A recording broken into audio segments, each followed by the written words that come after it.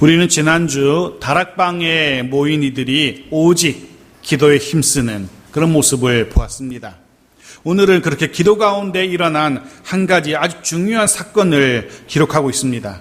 바로 빈자리로 남아있었던 12번째 제자의 자리, 그 자리를 채우는 일이 오늘 본문에 기록되어 있습니다. 이렇게 12번째 제자를 채우는 이 일을 시작으로 해서, 이 일을 기점으로 해서 저자인 누가의 시선이 예수에게서 자연스럽게 제자들에게, 12제자들에게로 시선이 옮겨가고 있는 것을 우리가 보게 될 겁니다. 이젠 더 이상 예수님에 대한 이야기가 아니라, 누가 예수님을 쳐다보는 것이 아니라 이제 남겨진 제자들이 어떤 일들을 해나가는지 제자들에게 초점을 맞추고 있습니다. 이제로부터 사도행전의 기록은 오로지 제자들의 기록, 사도들의 행적이 기록될 겁니다. 그를 위해서 오늘 본문은 먼저 제자들이, 예수님께서 제자들을 처음 부르셨을 때 그 12제자로 다시금 회복되는 모습을 본문이 기록하고 있습니다. 물론 12번째 제자 일을 채우는 이 일은 한 사람의 빈자리를 채우는 것에만 의미가 있는 것이 아니라, 한 사람이 비었으니까 한 사람 채워넣자, 여기서 그치는 것이 아니라 더 나아가서 영적 이스라엘로 회복될 12지파의 회복의 시작을 의미하는 것이기도 합니다. 자, 15절 말씀 보겠습니다. 같이 읽죠. 시작. 모인 무리의 수가 약 120명이나 되더라. 그때 베드로가 그 형제들 가운데 일어서서 이르되. 자, 여기 등장하는 120명 모인 사람들, 어떤 사람들입니까? 한결같이 예수의 부활을 목격한 사람들입니다. 사실은 성경에 보면 예수의 부활을 목격한 사람들은 120명만이 아니었어요. 고린도전서 15장 6절 보십시오. 같이 읽죠. 시작. 그 후에 500여 형제에게 일시에 보이셨나니 그 중에 지금까지 대다수는 살아있고 어떤 사람은 잠들었으며. 예수의 부활, 예수의 승천 목격한 사람들이 얼마나 된다고요? 500여 명이 된다라고 이야기합니다. 그 중에 120명 정도가 예수님의 말씀을 따라서, 예루살렘을 떠나지 말라는 예수님의 말씀을 따라서 120명 정도만이 예루살렘 그 다락방에 모인 겁니다. 먼저 두 가지 생각을 하게 됩니다. 여러분도 아마 120명이 다락방에 모였다라는 이 이야기를 들으면서 언뜻 드는 생각은 그런 생각일 겁니다. 아니, 무슨 다락방이 얼마나 크길래 120명이나 들어갈 수 있었을까? 지금처럼 이렇게 교회가 있는 것도 아니고 다락방인데, 그런 생각. 또 하나는 성경은 모인 무리의 수가 약 120명이나 되더라라고 하면서 그 120명의 이름들을 기록하고 있지 않다는 겁니다. 120명의 이름을 기록하고 있지 않아요. 자, 먼저는 다락방의 크기가 좀 이상하다는 생각할 수 있습니다. 저는 처음에 성경 읽을 때 그런 생각했었거든요. 아니, 무슨 다락방이 얼마나 크길래 120명이나 돼? 도대체 평수가 얼마야? 이런 생각했었는데요. 기록을 찾아보니까 당시 예루살렘 윗도시라는, 우리로 말하면 강남이겠죠. 윗도시라는 부유층이 살던 지역이 있었다고 합니다. 이곳에 있는 주택들은 고급 주택들이고 120명 이상도 들어갈 수 있는, 넉넉히 들어갈 수 있는 큰 다락을 가지고 있었다라고 합니다. 해서 다락방에 120명 모였다는 것은 얼마든지 가능한 일이라고 합니다.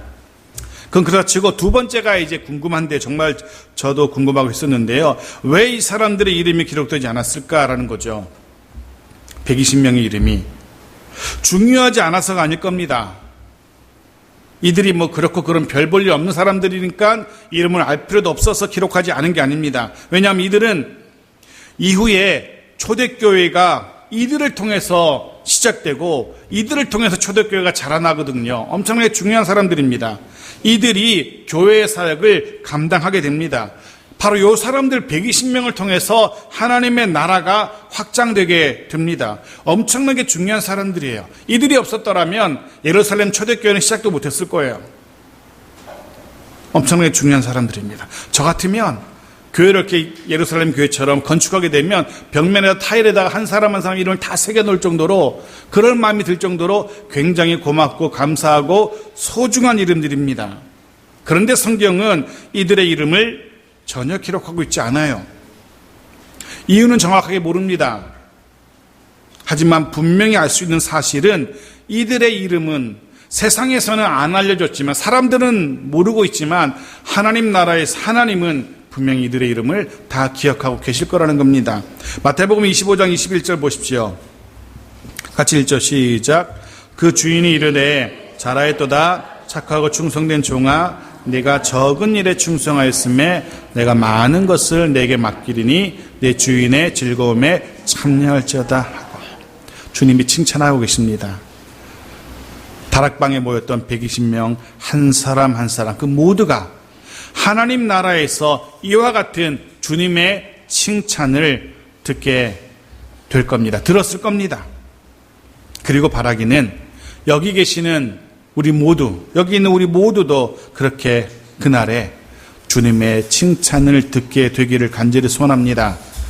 드러나지 않지만 묵묵히 정말로 말 그대로 이름도 없이 빛도 없이 섬기는 이들의 믿음과 그 섬김을 주께서는 다 기억하실 겁니다. 주께서 다 갚아 주실 겁니다. 그런데 우리 생각에 120명이면 참 많다라는 생각이 들지만 실제로 당시의 상황으로 볼 때 이 120명은 그다지 많은 수는 아니었던 것 같습니다. 왜냐하면 당시 이스라엘 인구가 약 40만 정도였을 거라고 합니다. 그 중에 120명입니다. 120명. 0.0003%.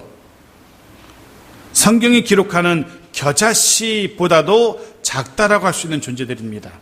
그런데 우리는 앞으로 사도행전의 말씀을 묵상하면서 보게 될 겁니다. 이 겨자씨보다 작아 보이는 0.0003%의 이 사람들이 예루살렘과 온 유대와 사마리아와 온 열방을 향하여 복음으로 정복해 가는 엄청난 장면들을 우리가 보게 될 겁니다. 결국 작은 사람들이 아니었던 겁니다.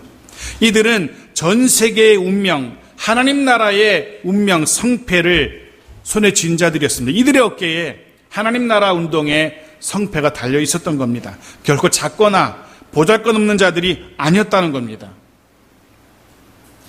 우리도 마찬가지고 여러분도 마찬가지일 겁니다. 결코 작고 나약한 보잘것없는 존재 아니란 사실을 여러분 스스로 꼭 기억하십시오.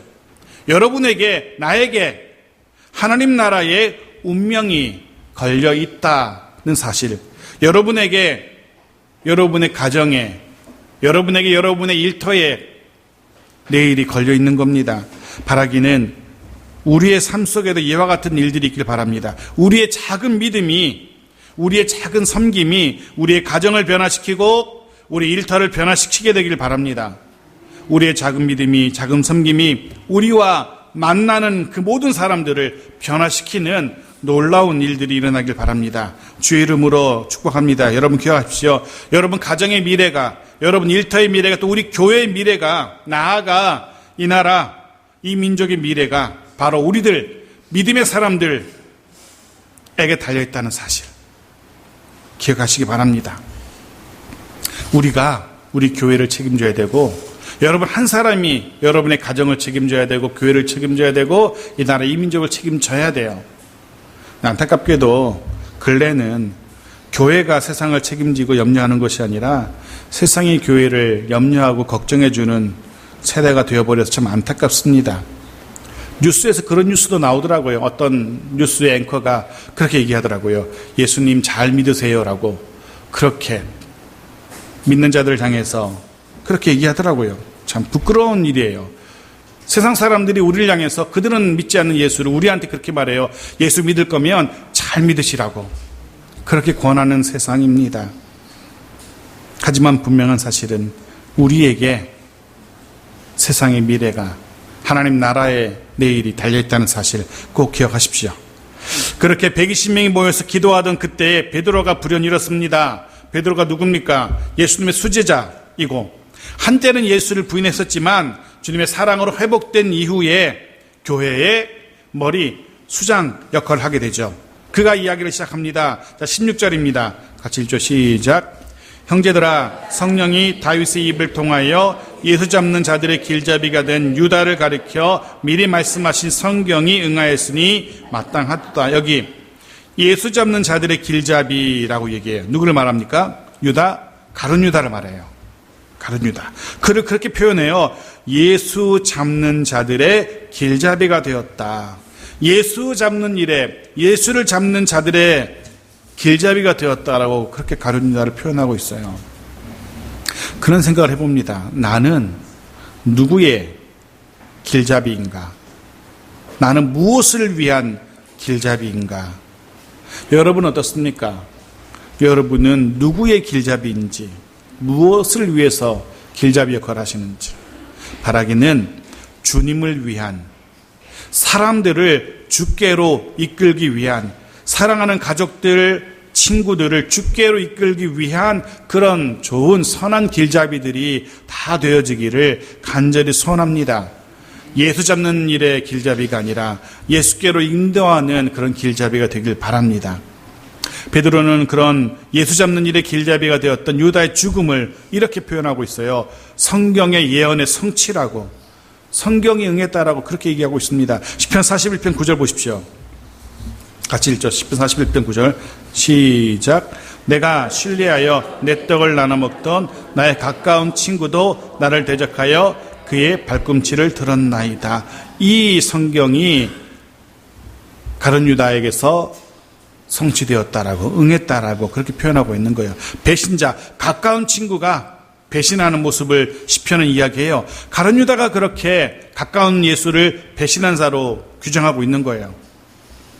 베드로는 이렇게 말하고 있는 겁니다. 가룟 유다가 이미 성경에 예언된 대로 그렇게 예수를 배신하고 예수를 파는 자들의 길잡이가 되어서 예수를 팔았다라고, 성경대로 되었다라고 표현하고 있어요. 사실은 베드로뿐 아니라 모든 예수님의 제자들이 가룟 유다를 향해서 말 그대로 엄청난 배신감과 엄청난 분노를 품고 있었을 거예요. 이미 죽은 사람이지만 그럼에도 불구하고 가룟 유다만 생각하면 치가 떨릴 정도로, 저놈만 그놈만 없었더라면 우리 예수가 죽지 않았을 텐데, 그놈 때문에, 그놈의 배신으로라고, 가룟 유다라는 이름만 생각해도 엄청난 배신감, 엄청난 분노가 떠오를 거예요. 그런데 베드로가 의외로 그렇게 얘기해요. 분노를 가질 필요도 없고 배신감을 가질 필요도 없다. 성경대로, 말씀대로 성취된 거야. 이렇게 표현하고 있는 거예요. 하나님의 예언대로, 하나님의 일하신 대로 하나님이 성취하셨다라고 그렇게 표현하고 있는 거예요. 그래서 인간적으로 생각하면 이해되지 않는 가룟 유다의 배신입니다. 말도 되지 않는 충격을 제자들이 받았을 거예요. 그럼에도 불구하고 베드로는 그 모든 일이 하나님의 말씀대로 된 일이야 라고 그렇게 하나님의 말씀 앞에 그 말씀을 인정하고 있는 겁니다. 비록 이해되지 않는 상황이지만, 때로는 화도 나고 때로는 충격도 임했겠지만 하나님이 하셨어 라고 인정해요. 때로 우리에게도 그런 일들이 일어나죠. 이해되지 않는 일들이 우리에게 일어납니다. 뜻밖의 사건들이 우리에게 일어납니다. 때로는 충격과 상실감과 분노가 막 치밀어 오르기도 합니다. 그런데요, 그것이 또 다른 하나님의 일하심이라면, 그것이 또 다른 하나님의 일하심의 결과라면, 그것 때문에 내가 뜻밖의 사건을 당하고 일을 만나고 화가 나고 분노가 치밀어 오른다 할지라도 그것이 하나님의 일하심이라면 인정해야 돼요. 그리고 그 속에서 하나님의 뜻을 물어야 됩니다. 왜? 무엇 때문에 이 일이 내게 일어났는지요? 라고. 확신하건대 그런 시간들을 통해서, 그런 충격적인 시간들, 때로는 분노의 시간들, 상실감의 시간들을 겪으면서 분명한 사실은 우리의 믿음은 훨씬 더 깊어지고 훨씬 더 단단해지게 될 겁니다. 베드로가 그랬던 것 같습니다. 가룟 유다의 그 배신과 그로 인한 예수의 죽음, 그 모든 사건을 겪으면서 하나님의 일하심을 그 속에서 발견합니다. 그리고 그 앞에서 그의 믿음이 더 깊어지고 성숙해집니다. 베드로는 가룟 유다의 죽음을 이야기하며 그건 역시 예언의 성취라고 해석합니다. 동시에 또 다른 예언을 따라서 또 다른 말씀을 따라서 그 가룟 유다의 직분을 대신할 자를 정해야 된다라고 주장하죠. 자, 20절 말씀 보십시오. 20절 같이 읽죠. 시작. 시편에 기록하였으되 그의 거처를 황폐하게 하시며 거기 거하는 자가 없게 하소서 하였고 또 일렀으되 그의 직분을 타인이 취하게 하소서 하였도다. 아멘. 그의 직분을 타인이 취하게 하소서 하였도다. 시편에 기록된 것들을 이제 마저 성취해야 된다라고. 이제 그래서 빈 12번째 제자의 자리를 채우기 위한 일들을 베드로가 진행하기 시작합니다. 가룟 유다를 대신할 그 자리를 채울 사도를 세우기 시작합니다. 22절 보겠습니다. 시작. 항상 우리와 함께 다니던 사람 중에 하나를 세워 우리와 더불어 예수께서 부활하심을 증언할 사람이 되게 하여야 하리라 하거늘. 이 본문 속에 가룟 유다를 대신할 사람 자격 조건이 기록되어 있어요. 어떤 사람이 가룟 유다를 대신해서 12사도 중에 한 사람이 되어야 할지. 첫 번째, 항상 우리와 함께 다니던 사람. 항상 예수님의 제자들과 먹고 마시며 항상 예수님의 제자들과 함께 다닌 사람. 여기서 말하는 항상은 언제냐면 21절에 나와요. 같이 읽겠습니다. 시작. 이러함으로 요한의 세례로부터 우리 가운데서 올려져 가신 날까지 주 예수께서 우리 가운데에 출입하실 때, 요한의 세례로부터, 예수님이 요한으로부터 세례를 받으셨을 때부터 그리고 올려져 가신 날까지, 승천의 때까지, 예수님께서 공생애를 시작하실 시간부터 마치는 그 모든 시간 함께 했던 사람이어야 한다는 첫 번째 자격 조건. 그렇습니다. 12제자의 한 사람이 되려면 첫 번째, 예수님의 공생의 기간을 늘 함께한 사람이어야 하고 예수님의 더불어서 순환과 부활과 승천을 직접 목격한 사람이어야 합니다. 처음부터 예수님과 함께 먹고 자고 하면서 함께 사역을 감당했던 사람이어야 한다. 두 번째 조건입니다. 뭡니까? 부활하심을 증언할 사람입니다. 예수님의 부활하심을 증언할 사람. 이것은 자격 조건이면서 동시에 그가 감당할 사명을 이야기하기도 합니다. 12제자의 사명이 무엇입니까? 마지막 꼽힐 12번째 사람뿐만 아니라 나머지 모든 사도들의 사명이 바로 이거예요. 예수의 부활하심을 증언할 사람. 이게 사도들의 제자들의 사명입니다. 예수님의 부활하심을 땅끝까지 이르러 증언하는 것. 이것이 12제자들이 감당해야 할 사명이었고, 이 사명을 감당할 수 있는 사람이어야 부활을 직접 목격했고 그 일을 위해 목숨을 걸고 증언할 수 있는 사람이어야 12제자 중에 한 사람이 될 수 있었던 겁니다. 오늘날에는 어떤 사람을 주님의 제자라고 할까요? 어떻게 주님의 제자가 될 수 있을까요? 교회에서 실시하는 제자 훈련의 과정을 마치면 주님의 제자 될 수 있는 겁니까? 아니면 교회에 일정 기간 출석하고 제대로 헌금 드리면 주님의 제자라고 불릴 수 있는 것인지. 중요한 것은 주님과의 깊은 인격적인 사귐이 있는가 없는가일 겁니다. 말씀과 기도를 통하여 주님과의 깊은 인격적인 교제가 있는가 없는가. 무엇보다 이 시대에도 주님의 부활하심을 증언할 수 있는 사람, 그가 주님의 제자입니다.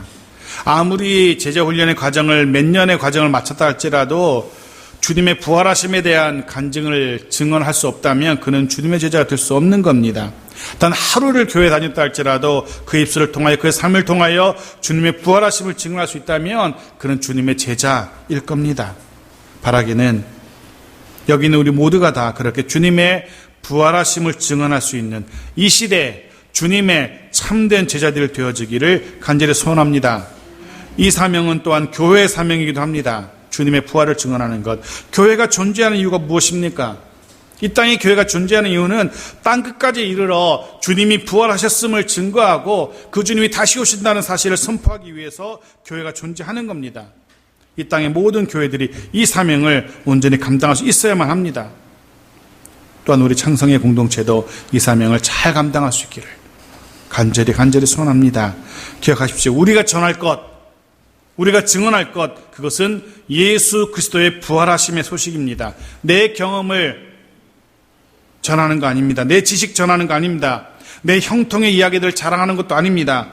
우리의 잘남과 우리 자녀들의 성공담을 전하는 것도 아닙니다. 오직 예수 그리스도와 그의 부활하심을 증언하는 것, 이것이 이 시대 저와 여러분의 사명이라는 사실을 꼭 기억하십시오. 근데 기억하실지 모르겠습니다. 1장 8절에서 지난주 우리는 증인에 대해서 살펴보는 가운데 증인은 목숨까지도 걸어야 한다는 사실을 우리가 살펴봤습니다. 아시는 것처럼 실제로 당시는 성경에 기록되던 이 시대는 여전히 유대의 종교 지도자들이 예수를 따르던 사람들을 찾으려 했고 잡아서 옥에 가두었고 그들의 집과 재산을 빼앗았고 심지어 죽이기까지 했던 시대입니다. 우리가 잘 알고 있는 사도 바울, 그가 거듭나기 전에 그 일을 했지 않았습니까? 예수 믿는 자는 사람을 잡아다가 옥에 잡아 가두는 일, 그 일을 바울이 했었거든요. 그런 시대예요.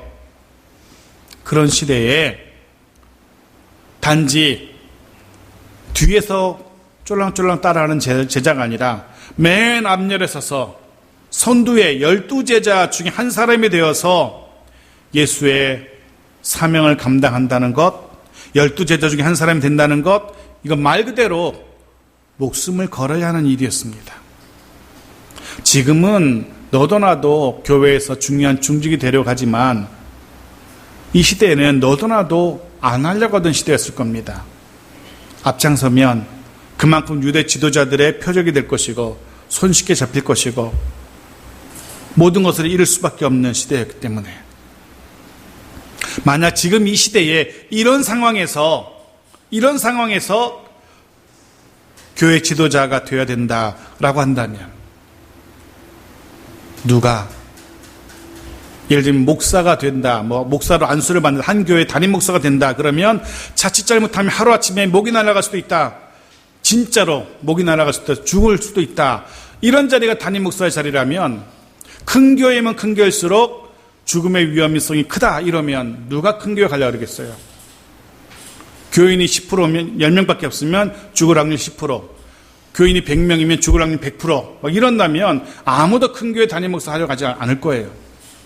지금 시대는 그런 시대가 아니라서 너도 나도 큰 교회 담임 목사 하려고 해서 문제가 되고 있긴 한데 당신은 교회 지도자가 된다는 것은 목숨을 내어놓아야 하는 일이었어요. 아니 목숨이 아니라 심지어 자기의 재산을 좀 손해본다고 시간을 좀 손해봐야 된다라고 한다 해도 선뜻 나서는 사람이 없을 겁니다. 그래서 주님은 그 길을 십자가의 길이라 라고 표현하셨어요. 십자가의 길이라. 아무도 가려고 하지 않아요. 12제자의 후보로 나선다는 건 말 그대로 믿음과 용기가 있어야만 가능한 일이었어요. 우리에게도 이만한 믿음과 이만한 담대함이 있기를 소원합니다. 주님을 위해서 목숨까지도 내어놓을 수 있을 만큼의 믿음과 용기가 있었으면 좋겠습니다. 12제자 후보로 두 사람이 나섭니다. 최종 후보입니다. 아마 더 많은 사람들이 나섰던 것 같아요. 최종 후보로 두 사람이 나옵니다. 보십시오. 같이 읽죠. 23절입니다. 시작. 그들이 두 사람을 내세우니 하나는 바사바라고도 하고 별명은 유스도라고 하는 요셉이요 하나는 마띠아라. 한 사람 바사바라고도 하고 별명은 유스도라고도 하는 원래 이름은 요셉이라는 한 사람과 또 한 사람은 거두절미하고 이름만 달랑 나와요. 마띠아. 교회의 역사를 기록한 유세비우스라는 역사가는 이 두 사람이 주님이 전도를 위해서 파송했던 70명 중에 한 사람들이었다라고 기록해요. 누가복음 10장 1절 보십시오. 같이 읽죠. 시작. 그 후에 주께서 따로 70인을 세우사 친히 가시려는 각 동네와 각 지역으로 둘씩 앞서 보내시며 12제자 외에 70명을 따로 뽑아서 전도대로 파송한 적이 있었거든요. 2명씩 짝지어서 그때 파송되었던 사람들이었다라고 교회 역사가 기록해요. 여하튼 이 두 사람은 둘 중에 누가 주님의 12번째 제자가 되어도 전혀 손색이 없는 이상하지 않을 정도의 교회로부터 또 주님으로부터 인정받고 있었던 인물들이었다는 거죠. 그리고 이 요셉, 바사바라고도 하고 별명은 유스도라고도 하는 요셉이라는 이 사람은 교회 역사가 유세비우스의 기록에 따르자면 불신자의 도전으로 예수 그리스도의 이름으로 뱀의 독을 마셨는데도 죽지 않은 사람으로 기록하고 있어요. 불신자가 도전한 거예요. 네가 예수 믿어? 그럼 이거 마셔봐. 이거 마셔도 살면 내가 인정할게 할 때 그 뱀의 독을 마셨지만 죽지 않은 사람이 이 요셉이라고 합니다. 또 한 사람 마띠아, 이 사람 후에는 에디오피아에서 순교하게 되는데요. 교부인 클레멘트는, 교부는 사도들의 제자를 말해요. 아주 가까운 시대를 살았던 사람이죠. 그 교부 중에 처음 교부인 클레멘트가 이 마띠아를 어떻게 기록하고 있는지 아십니까? 이 사람이 오래전 주님을 만나기 위해서 뽕나무 위에 올라갔던 누구요? 삭개오라고 그렇게 기록해요. 마띠아를. 두 사람 다 주님의 자랑거리였고 교회의 자랑거리였어요. 누가 제자가 되어도 전혀 이상하지 않은 삭개오가 누굽니까? 너무나 유명한 예수를 향한 그 간절한 마음으로 뽕나무에 올라왔던 사람이에요. 요셉은 예수의 이름을 걸고 뱀의 독을 마셨던 사람이고 주님의 자랑거리, 교회의 자랑거리였어요. 우리 모두도 그럴 수 있길 바랍니다. 저와 여러분 모두가 다 교회와 성도들로부터 그리고 무엇보다 주님으로부터 인정받을 수 있는 그런 믿음의 사람들이 되었으면 합니다. 주님으로부터 인정받는 사람. 자, 이제 질문 한 가지 드리겠습니다. 우리 물론 결과는 알고 있어요. 두 사람 중에 누가 제자가 되었는지 알고는 있지만 결과를 모른다라고 가정할 때 이 23절의 이 소개만 듣고, 자, 두 사람이 나섰습니다. 한 사람은, 자, 23절 다시 읽어볼게요. 시작. 그들이 두 사람을 내세우니 하나는 바사바라고도 하고 별명은 유스다라고 하는 요셉이요 하나는 마띠아라. 자, 두 사람에 써 있어요. 이 두 사람이, 사회자가 이 두 사람을 소개해요. 한 사람은 이렇게 소개해요. 바사바라고도 하고 별명은 유스다라고도 하고 그리고 요셉이다. 이런 거죠. 한 사람을 소개하면서 그의 화려한 배경과 학력과 경력을 소상하게 구구절절 설명을 해요. 그럼 또 한 사람을 소개하면서 제 오른편에 있는 사람을 소개하겠습니다 하면서 이 사람은 마띠아입니다. 이름만 달랑 얘기해요. 한 사람은 막 그의 화려한 경력과 이력과 배경과 이런 걸 쭉 얘기하면서 한 사람 이름만 달랑 얘기한다고 칩시다. 여러분은 볼 때 누가 유력한 후보가 이겠어요? 요셉이 유력한 후보죠. 실제로 초대교회도 요셉을 유력한 후보로 보았던 것 같아요. 그러니까 더 자세히 소개하고 있고 그리고 먼저 소개하고 있어요. 1순위인 거예요. 1순위. 근데 결과가 어떻게 됩니까? 네, 뜻밖에도 이름만 달랑 소개된 이 마띠아가 됐죠. 26절 보겠습니다. 같이 읽죠. 시작. 제비 뽑아 마띠아를 얻으니 그가 11사도의 수에 들어가니라. 만일에 사람들이, 교인들이 투표를 했다면 이 바사바라고도 하고 쭉 장황하게 설명한 이 사람이 당연히 됐을 거예요. 하지만 투표하지 않았어요. 단지 제비를 뽑았어요. 그래서 마띠아가 됩니다. 요셉은 좀 억울할지도 모르겠어요. 다 투표를 했으면 되었을 텐데 투표조차 안 하고 제비만 뽑았으니. 하지만 제비 뽑기는 주님의 뜻을 알기 위한 방법이었어요. 사람들의 뜻을 물은 게 아니에요. 사람들에게 누가 12제자 중에 한 사람이 될래 물은 게 아닙니다. 주님께 물은 겁니다. 주님, 이 두 사람 중에 누구를 원하십니까? 주님께 물었고 그 뜻을 주님께서 제비 뽑기를 통해서 주님의 뜻을 보여주신 거예요. 주님께서 맡기신 사명이고 주님이 맡긴 사명을 감당할 주님의 제자를 선택해야 되기 때문에 교회 제자를 뽑는 게 아니었어요. 주님의 제자를 뽑는 것이었기 때문에 사람의 좋고 나쁨을 떠나서 온전히 주님께 그 선택권을 맡겨드렸던 겁니다. 그리고 우리는 이유는 알 수 없어요. 이유는 모르지만 주님은 마띠아를 선택했습니다.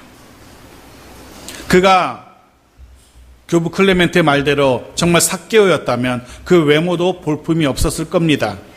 그의 과거를 아는 사람들은 여전히 그에 대한 안 좋은 마음도 갖고 있었을 거예요. 그가 나중에 회심하고 주님을 영접하고 했지만 여전히 그로 인해서 힘든 시간을 보냈던 사람들이 수도 없이 많았을 거예요. 여전히 그들 중에 안 좋은 마음들도 갖고 있었을 겁니다.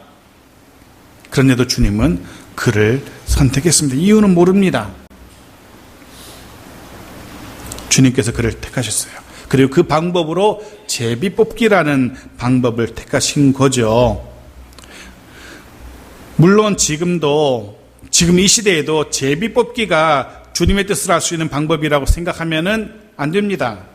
그럴 수도 있겠지만 아닐 가능성이 더 크죠.